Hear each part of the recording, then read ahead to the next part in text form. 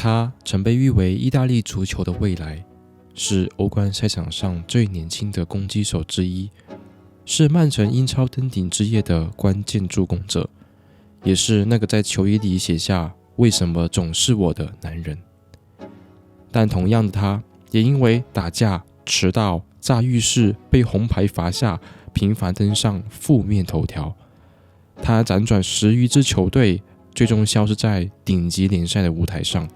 巴洛特利，一个从不缺乏天赋却始终缺少方向的人，以及他为何没能成为那个真正的传奇。他不是没有机会，只是没能把握住。今天这期视频，我们就来聊聊他的故事。现在我们对巴洛特利的印象往往停留在他在球场上的奇怪表现，和教练打架，和队友不和，甚至开车闯进女子监狱。这些反常行为都发生在他职业生涯的巅峰时期。这或许和他小时候的经历有关。他不愿被人窥探私生活，却又渴望别人注意自己。在面对巨大压力时，他经常表现得非常怪异。这或许不是个性问题，而是心理真的出现了问题。他出生在意大利的西西里岛，父母是来自加纳的移民。3岁那年，他因严重的肠道疾病几乎失去生命。亲生父母无力承担医疗费用，将他寄养给了一个犹太家庭。这个家庭愿意支付治疗费，最终救下了他的生命。从那以后，他与寄养父母的关系日益亲密，而与亲生父母的联系却逐渐疏远。他今天所用的巴洛特利正是这户寄养家庭的姓氏。他曾表示自己改姓是为了感谢他们所做的一切。11岁时，他就展现出超强的足球天赋，并被送往卢梅扎内青训营，因为那里离家只有20分钟的路程。教练对他的技术赞不绝口。15岁时，他就被提拔到一线队，并登场参加职业联赛，成为意大利最年轻的职业球员之一。但这一切荣耀的背后，亲生父母几乎从未陪伴，从未出现，这让他感到失望，也改变了他对亲情的理解。这种被忽视的情绪，或许也是他未来长期不稳定的根源之一。他在球场上的表现越来越出色，最终引起了一家豪门的注意。国际米兰向他伸出了橄榄枝。从这一刻开始，他天赋被放大，而他内心的隐患也将第一次暴露出来。2007年，年仅17岁的巴洛特利正式加盟了国际米兰。那时的国米正处在一个巅峰周期，队中拥有伊布、维埃拉、马特拉齐等名将，而这个身高接近1.9米的黑人少年，一度被视为意大利足坛最具潜力的未来之星。他很快就得到了机会，在意甲、意大利杯和欧冠中都有着令人惊艳的表现。17岁零2个月，他在意大利杯首秀中梅开2度，震惊意甲。不久后，又在对阵尤文图斯的比赛中进球，媒体开始称他为新亨利。但与此同时，问题也悄然出现。他常常在训练中懒散，不听安排，甚至和队友发生争执。穆里尼奥曾评价他说：“他有世界级的天赋，却没有成长为球员所必须的职业态度。”更复杂的是来自场外的敌意。作为意大利足坛最知名的黑人球员之一，巴洛特利多次遭遇种族歧视。尤文图斯球迷模仿猴子叫，每一次他都在崩溃的边缘徘徊。我不是猴子，我是意大利人。他镜头前平静地说出这句话，但背后的愤怒与孤立感却在一点点加深。直到那场著名的欧冠半决赛，国际米兰主场击败巴塞罗那，但巴洛特利却因不满球迷的嘘声，在赛后脱下球衣扔在草地上，引发巨大争议。全场嘘声不断，有队友当场质问他。这一次，他真的越界了。他与球迷的关系几乎破裂，而他的球队地位也开始动摇。那一年，国米夺得了意甲、意大利杯、欧冠，成为意大利史上首支3冠王的球队。巴洛特利虽列入欧冠决赛名单，但并未出场。赛后虽有合影，但他在团队的庆祝中显得格格不入。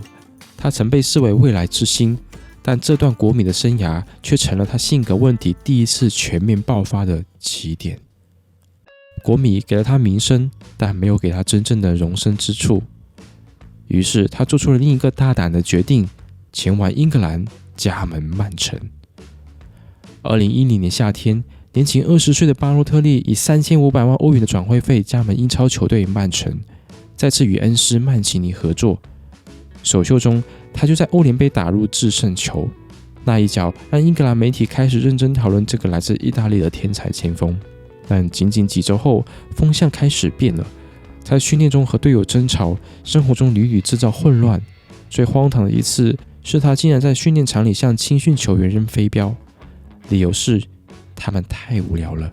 还有一次，他突发奇想，该次闯进了一所女子监狱，被拦下时只留下一句：“我只是好奇。”媒体开始天天盯着他，而他也用行动一次次喂饱了头条新闻。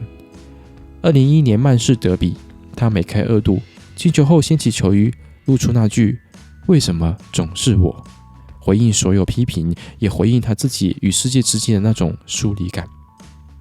同年，他获得了欧洲金童奖。当被问到怎么看待这个奖时，他的回答是：“除了我，没有人配得上他。”并表示不认识第2名的威尔希尔，再次引发争议。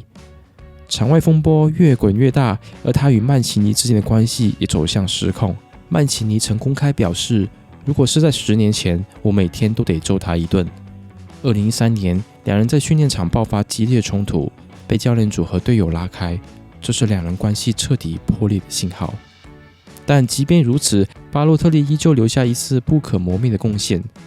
2012年5月，英超收官战对阵女王公园巡游者，他在补时阶段送出关键助攻，阿圭罗破门，曼城绝杀夺冠，赢的是4年首个英格兰顶级联赛冠军。这是巴洛特利在曼城最光辉的一瞬间，那是他在英格兰的巅峰时刻，也是他最后一次站在顶级联赛冠军的领奖台上。但这个瞬间并不足以拯救他整个曼城岁月，在反复的场外混乱和距离问题之下，2013年冬窗，曼城终于决定放手，巴洛特利回到意大利。AC 米兰是他从小支持的球队，这一次他终于穿上了红黑战袍，球迷充满期待，而他也确实带着一种归来的使命感。他的加盟被视为米兰复兴的希望，球迷们对这位天才前锋给予厚望。加盟初期，巴洛特利的表现令人惊艳。在12到13赛季后半段，他出场13次，攻入12颗进球，效率惊人。他点球命中率保持在100%，一度成为球队的关键射手。但好景不长，在对阵那不勒斯的比赛中，他职业生涯第一次罚失点球，也打破了那段完美的纪录。随着时间推移，他场外问题和不稳定表现再次显现。13到14赛季，AC 米兰整体战绩不佳，而巴洛特利的状态也开始下滑。他在球场上的情绪管理问题频繁，多次与裁判、对手发生争执，黄牌不断，口水战不断。其中一场比赛，他因脱衣庆祝被出示黄牌，队友蒙塔里上前抢夺裁判的黄牌卡给巴洛特利，成为当时媒体争相报道的荒诞片段。训练中，他依然懒散；场外，他依旧任性。与队友摩擦，对教练安排的不满，使球队内部矛盾加剧。这些问题严重影响了他的表现，让俱乐部高层对他未来产生疑虑。2014年夏天，他代表意大利出战巴西世界杯，但意大利队小组出局，巴洛特利的表现也饱受批评。世界杯后的低迷状态，再加上俱乐部的财政压力，让 AC 米兰决定将他出售。同年8月，他以1600万英镑价格转会至利物浦，结束了这段仅仅1年半的米兰生涯。他在 AC 米兰的经历再次体现了他的职业生涯高开低走。他拥有令人的惊叹天赋，但场内外的问题始终让他难以真正站稳顶级联赛舞台。2014年，巴洛特利加盟利物浦，这一次他被寄望填补苏亚雷斯离队后的空缺，但现实远比预期冷酷。一个赛季下来，他在英超只打进1颗进球，而场外争议仍然继续。他很快就被租回 AC 米兰，这本该是一次回家之旅，但结果却和上次没什么两样。2016年合同到期后，没有一家顶级俱乐部愿意签下他，最终是法甲球队尼斯向他伸出了橄榄枝。也是在那里，他给了外界一次短暂的假希望。